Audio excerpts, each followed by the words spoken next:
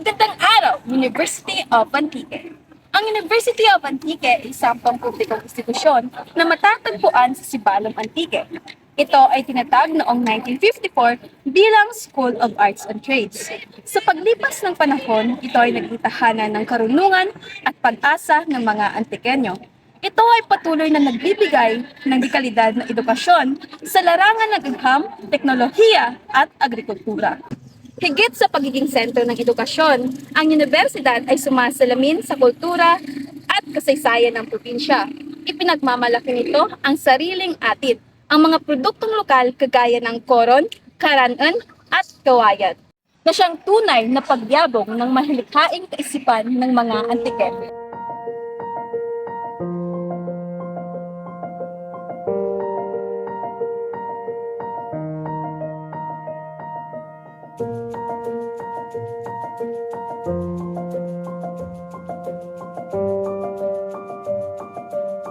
Kailan ka pinagsimula magtrabaho sa paggawaan ng mga produkto na gawa sa kawayan?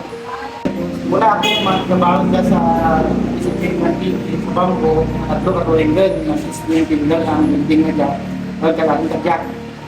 Ano lang ang mga hindi niyo malipatan na naagyan sa pagbubrakang produkto nga halin sa kawayan? Ang karanasan na hindi ko makalimutan paggawa ng produktong kawayan, ang paggawa ng mga medal, mga trophy, mga strong, mga wine glass, mga cellphone doon, amurang hindi ko kalimutan sa paggawa ng produktong kawayan. Ano ang mga sinyalis na nga pwede rin tapsin ang isang kawayan?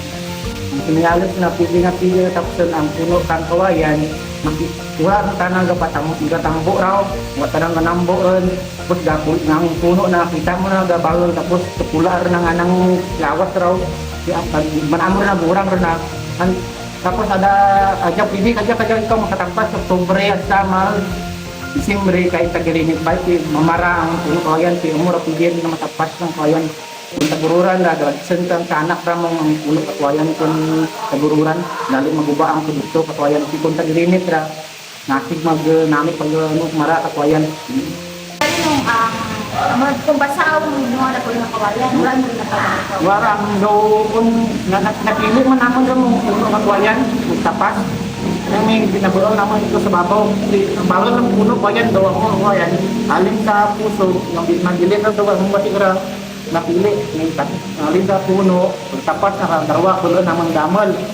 Pag-abot sa ikatlo, apat ra, nipis ra, lain ng variety, kakwayan ng naman, lain ng damang size kakwayan. Kung ang una, karwara, damal na, damal, mga 1 cm lang anong damal na, nabulang naman. Pag-abot sa ikatlo, apat, 5, nipis na, mga 1 cm ra ng damalon. Sa diin ka mo ng gabot ay kang kawayan na ginagamit. May nabulog ang kawayan sa diyan naman sa Banuak ang Sibalom. Mga banja lang sa mga Banuak Sibalom, pero sa mga barangay na lang raw, barangay kang Yapon. Diyan naman sa part ng Sibalom kami nabulog ang kawayan.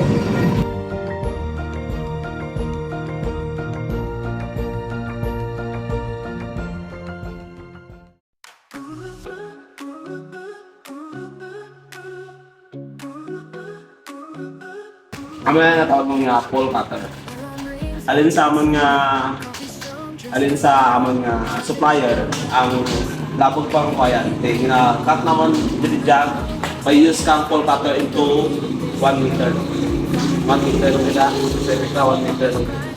After na ito mautod na ka sa pole cutter, nag-transfer kita sa spindle. So, abog ang pag-alin sa pole cutter mo. And then, after na, cut na tanakang 3 minutes na tumutulog na for 7 times ka. No, 7 times na mo. After na ito matapos ra, amo na nga. After ka ra, gina-break ka ito niya, ginawasag. Pag once na wasag na, mag-cook ka sa circular soap.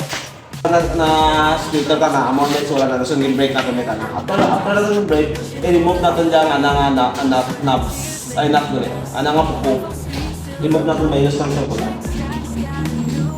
And after ka na remove rin, nagkasasada na, ang nga itsura is tight. Anang amo ko, na-planer naman ka. By use of thickness planer. Ang mga planer. Pinapalipsat naman tayo para mas ma-absorb ng among nga chemical na ginamit. Chemical kami ginamit sa magturo. After natin ka tapos ra, mamura nga ng natura, ma-finish ra. Pero ginagawa natin na ito by use of treatment bath. May sapang kami ng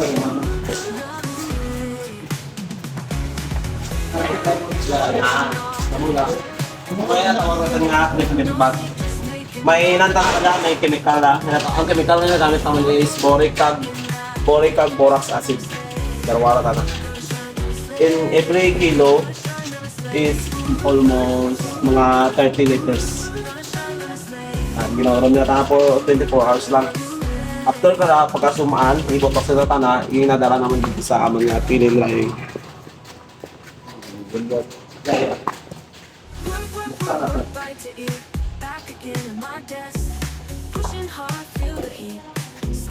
Ang diyan ko muna, piling drying. Sara sa sir na kapay. Wala na mo sa nabi na ginadura ang anang moisture. Hindi na panaba naman ang anang moisture. Ang specific na moisture na ginakailangan naman nga antes naman ta na i-use kung gamitan luwat. Antes naman gamitan mga 15 below nga moisture. Antes ra nga magamit na. After naman ka na sa dryer, sinabalik naman sa planer para nga ma-plain ta nga ito sa specific size na gusto naman. Most commonly nga ginagamit naman ng mga size is 3mm, 4mm, 5mm lang. After nakaraan na kasi nyo nakita na, ako na tawag na mag-glutas. By gluing. Ang ginagamit naman is rotary clamp. Diyan naman tayo ginaklamp kung mag-glue kami. After kang glue, manual na naman tayo na ginag-glue, ginabrush naman tayo na manual.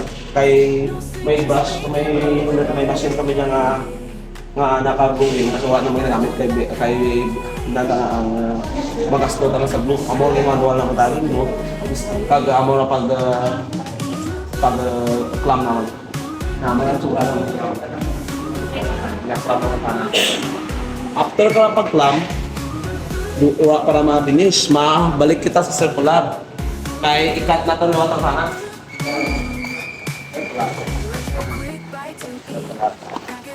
After natin mo siguro, after natin may nampamita, may existing dyan ang mga defect. Hindi na-cut naman tayo na luwat.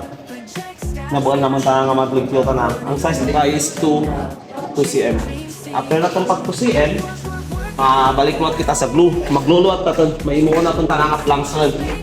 Ang planks ng karamo ng karapado na is 4 inches. Natambi naman tayo mga 5 na kabilog nga slot para may imuha tayo nga planks. Mga more sura na po planks na rin kung mag-glue na. Before naman tayo gamitan sa aman nga specific na pag nga gamitan. Hindi na planer luwat kamantana, pinabalik naman tayo sa displaner into 1 cm lang. Amo na pag-ubra naman. Ang kawayan bilang pangunahing produkto ay sumisimbolo sa katatagan at pag-unlad. Mission ng University of Antique na suportahan ang socio-ekonomikong pag-unlad ng lalawigan. Sa pamamagitan ng paggawa ng produkto na yari sa kawayan ay mas natutulungan ng universidad ang iba't ibang institusyon, paaralan at mga lokal na negosyante upang magtatag ng kabuhayan at magbigay ng ambag para sa pag-unlad ng komunidad.